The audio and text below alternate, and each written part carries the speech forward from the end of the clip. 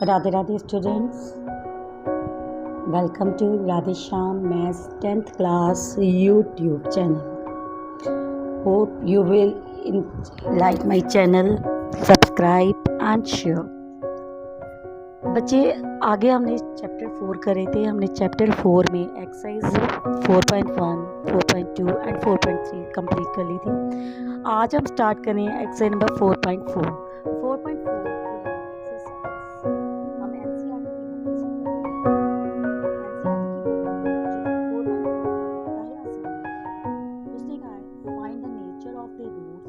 of the following quadratic equation, if the roots are real exist, find them।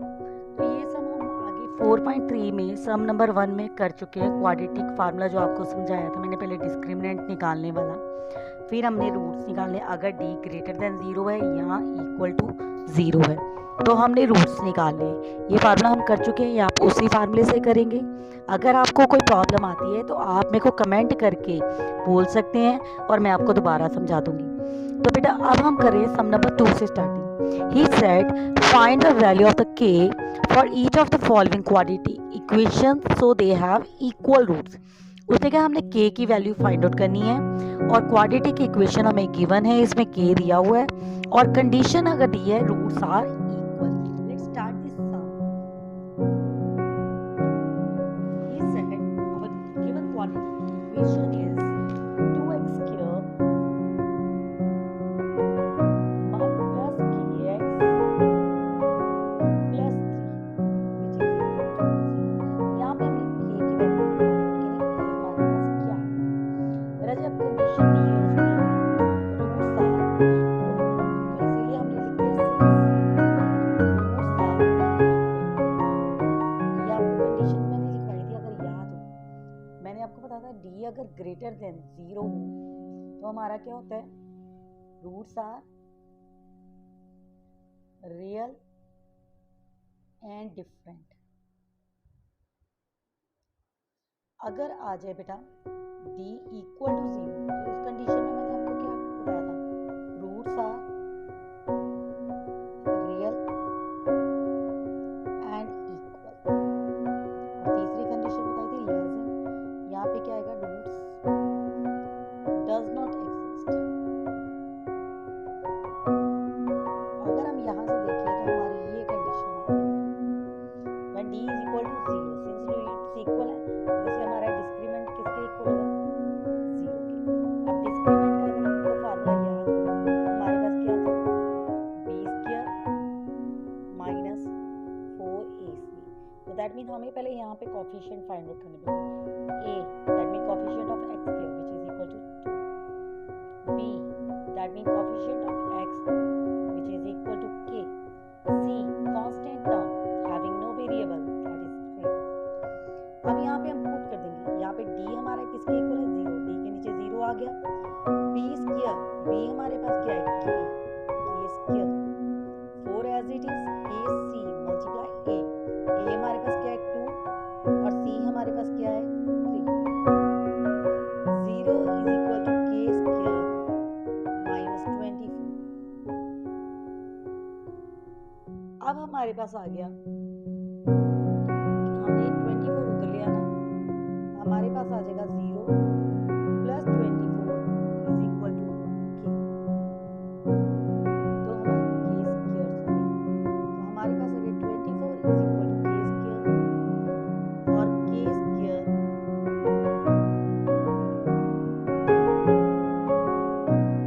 यहाँ पे हम k की value निकालेंगे, that is plus minus square root 24 को अगर आप सॉल्व करोगे दैट इज 2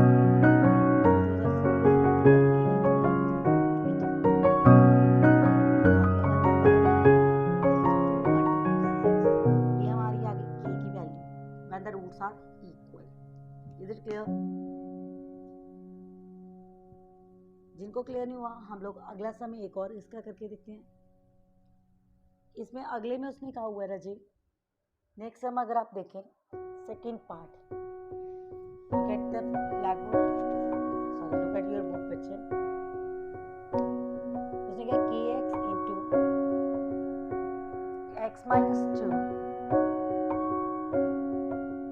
plus 6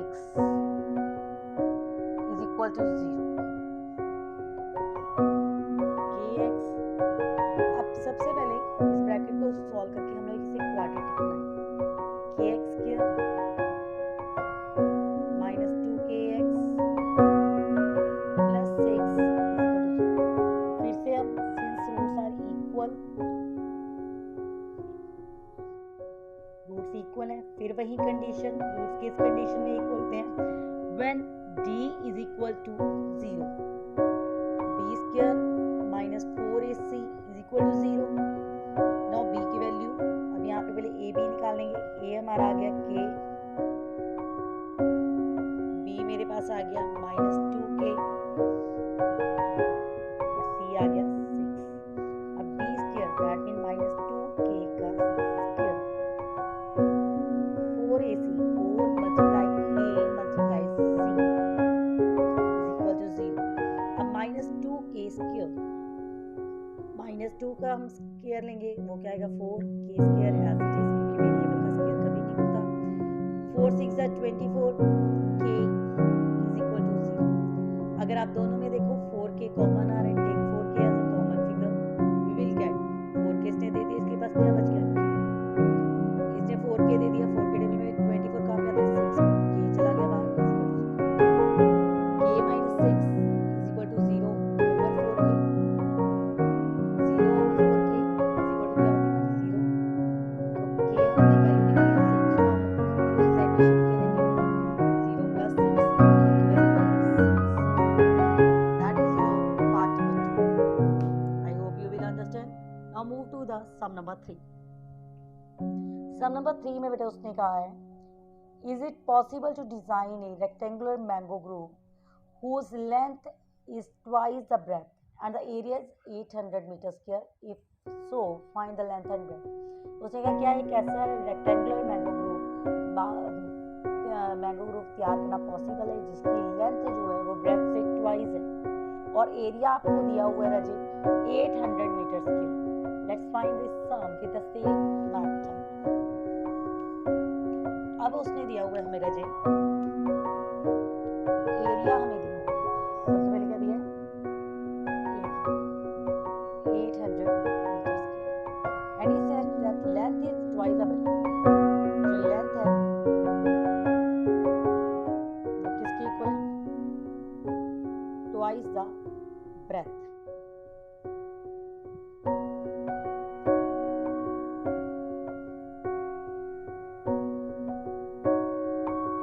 लेंथ को अगर L ले लें और ब्रेथ को B ले लें, तो L is equal to 2B.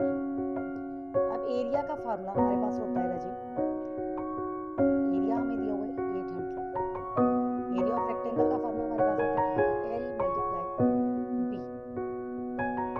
That is 800.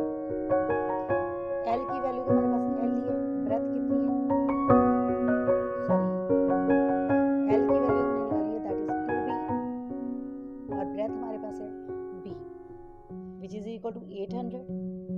Multiply करेंगे 2B को B से क्या? B square is equal to 800, B square 800 over 2 multiply इधर आके क्या हो गया? डिवाइड. तो B स्क्वायर की वैल्यू आ गई अपने पास 400. Square square will convert into square root, square will convert into square root. तो 400 का स्क्वायर रूट हमारे पास आ जाएगा 20 मीटर आ गया, और लेंथ कितनी थी हमारे पास? Twice the breadth, that mean multiply 20 meter. मेरे पास कितने मीटर का बचा? दोनों चीजें फाइंड हो गई. ये था हमारा सम नंबर 3. ओके बेटा जी. Now move to sum number 4. He said the sum of the ages of two friends is 20 years. 4 years ago the product of their ages will be 48. उसने कहा दो फ्रेंड्स हैं जिनकी अगर हम एज का प्लस करें तो हमारे पास कितना आएगा राजी? 20. और दोनों को अगर 4 years बाद, 4 years पहले की, सॉरी एगो है पहले की, दोनों की 4 years पहले की एज को अगर हम मल्टीप्लाई करें तो answer will be 14. Find the age. Start करते हैं, अगर पॉसिबल है उसको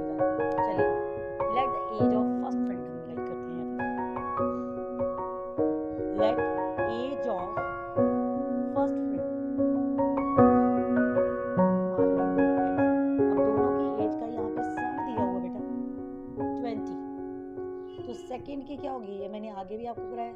सेकंड फ्रेंड एज क्या होगी, age of second friend, that is sum में से हम इसकी एज माइनस कर देंगे।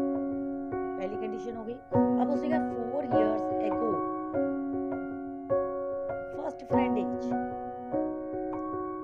अब उसकी जो एज है x है, तो 4 साल पहले कितने होंगे, 4 साल माइनस कर देंगे, x माइनस 4।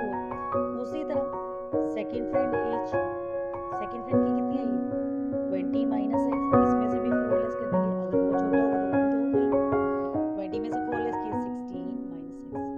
आगे उसने दिया है प्रोडक्ट ऑफ देयर एजेस, ये प्रोडक्ट जो दी है वो आपको कितनी दी हुई है, दैट इज 40 दोनों फ्रेंड की एज की। अब पहले फ्रेंड की कितनी दी, x माइनस 4 आई, और दूसरे कितनी आई 16 अब इसको सॉल्व करते हैं, x को पहले 16 माइनस x से हमने मल्टीप्लाई किया, फिर माइनस 4 को 16 माइनस x से, which is equal to 48।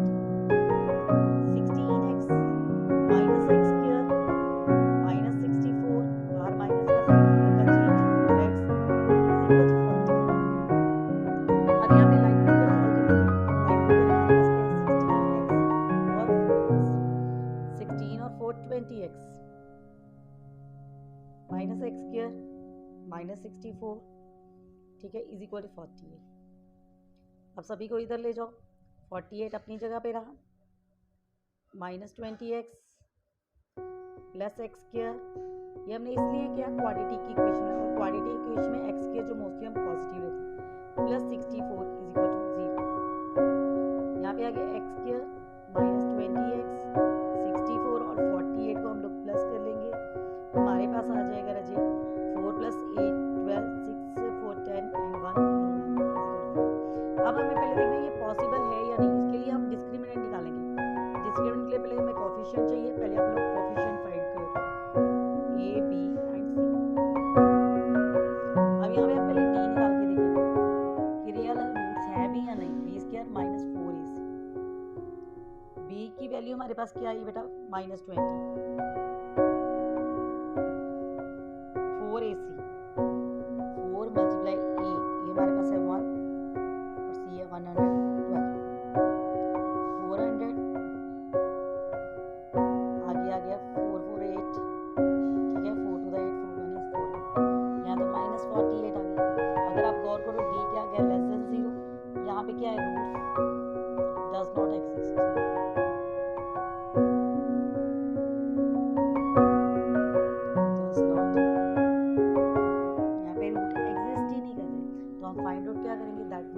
This condition is not possible, ये कंडीशन पॉसिबल ही नहीं है, इसलिए ये सब यहीं पे हमारा खत्म हो। अगला सम रेक्टेंगुलर पार्बोला है, ठीक है ना जी, ये सब आप लोग अपने आप करके देखेंगे। अगर आपको प्रॉब्लम आती है तो आप कमेंट बॉक्स में कमेंट करके मेरे से दोबारा समझ सकते हैं।